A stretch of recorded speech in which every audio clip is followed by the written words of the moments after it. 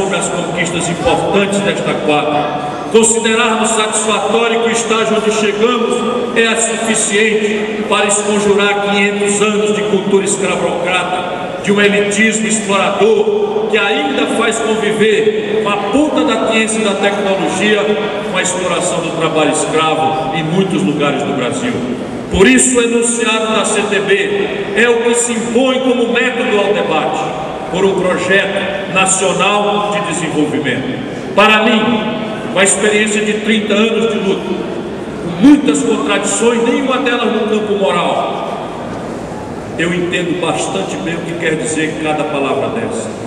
Projeto, como nosso grande presidente da CONTAG já revelou aqui com seu testemunho fiel à vida do povo, supõe a recuperação de uma capacidade destruída, de uma desmoralização que ainda se generaliza do Estado Nacional Brasileiro, meritocrático, empoderado, detentor das energias suficientes para intervir na história de concentração de renda, de produção de desigualdade e de injustiça no nosso país. Supõe planejamento, supõe coordenação estratégica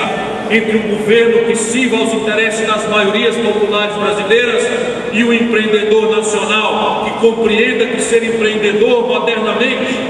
não pode significar exploração predatória da força do trabalho, não pode significar destruição do futuro das crianças pela depredação dos recursos naturais, não pode significar em absoluto a condenação do povo trabalhador brasileiro às ineficiências do cartel, do oligopólio, do truste e dos monopólios. Projeto supõe a afirmação de objetivos de futuro, mas supõe também coordenação, supervisão, planejamento, controle, avaliação, todas as ferramentas que foram destruídas na perversão neoliberal no Estado brasileiro. Isto supõe uma reforma que conserte e dê de volta a nós todos brasileiros a ferramenta pública com a qual vamos intervir na realidade injusta, o Estado Nacional Brasileiro. Porque nacional há de afirmar o refletir da nossa gente trabalhadora. Nacional porque a globalização é um mito ideológico que se impôs goela abaixo com a conivência criminosa de frações das elites brasileiras para dizer que a economia moderna é um fenômeno mundial e logo em seguida chegar a concluir que toda e qualquer mediação nacional ali em circulação de riquezas é a quintessência da modernidade ou do atraso. Mentira, mentira criminosa, mentira que entre nós nos tirou de 4% de desemprego para 14%, mentira criminosa que entre nós tirou-nos de uma dívida pública de 38% do PIB em 500 anos de história, para explodi-la a 78% do PIB em apenas 8 anos de perversão neoliberal. Mentira de um projeto que vendeu na Bacia das Almas 100 bilhões de dólares do patrimônio nacional e ao mesmo tempo trouxe a menor taxa de investimento público desde a Segunda Guerra Mundial, que fez correr nas universidades um terço dos mestres e doutores, que fez faltar energia do país e chegou a calamidade do apagão, sem falar na destruição das estradas, sem falar, enfim, em todo o constrangimento do arroxo salarial, do arroxo dos aposentados, da destruição da capacidade de educar pública que o setor brasileiro acabou perdendo. Tudo isso tem que devolver a nós a coragem de afirmar que o Brasil quer integrar o mundo, que o Brasil defende uma ordem mundial assentada na justiça, na paz, no multilateralismo, na não intervenção estrangeira, na não prepotência, no respeito aos recursos naturais, mas o Brasil quer integrar esta ordem mundial, submetendo a sua integração ao interesse de 200 milhões de compatriotas brasileiros que têm uma incrível E por que desenvolvimento? Porque há mais de uma década o Brasil ganha produtividade na economia. Desculpem, eu quero falar assim mesmo como merece o povo trabalhador brasileiro. Se a nossa grande imprensa prefere novelizar o escândalo, nós precisamos ajudar o nosso povo a compreender de fato o que está acontecendo e aonde de fato as coisas da realidade se definem. O Brasil, gente compatriota,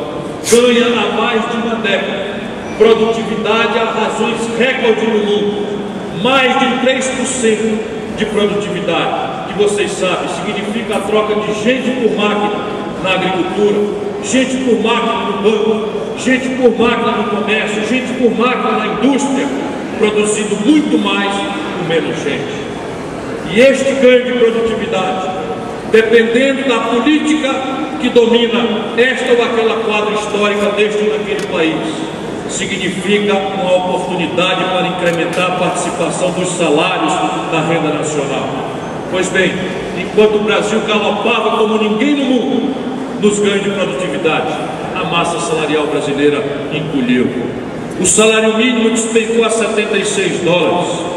E agora, nós temos a massa salarial em expansão e o salário mínimo equivalente a 250 dólares. Isso significa que há uma margem importante para o Brasil incorporar ainda agora parte expressiva desse ganho de produtividade, dando um galope no enfrentamento do desemprego, que ainda fere 9 em cada 100 brasileiros sadios para o trabalho. E entre os jovens, metade dos jovens desempregados, tendo por perspectiva de futuro o medo, a violência, o desencanto ou o escapismo mortal das drogas e da descrença na luta coletiva que a política representa. Reduzir, portanto, a jornada de trabalho a 40 horas não significará nada para o Brasil, senão a possibilidade de, ao 1 milhão de trabalhadores que vamos criar esse ano de empregos, mais 2 milhões de pessoas no Brasil se incorporarem ao mercado de trabalho. Isso incrementa aquilo que a nossa estratégia de enfrentamento da crise já revelou. Enquanto o empresariado conservador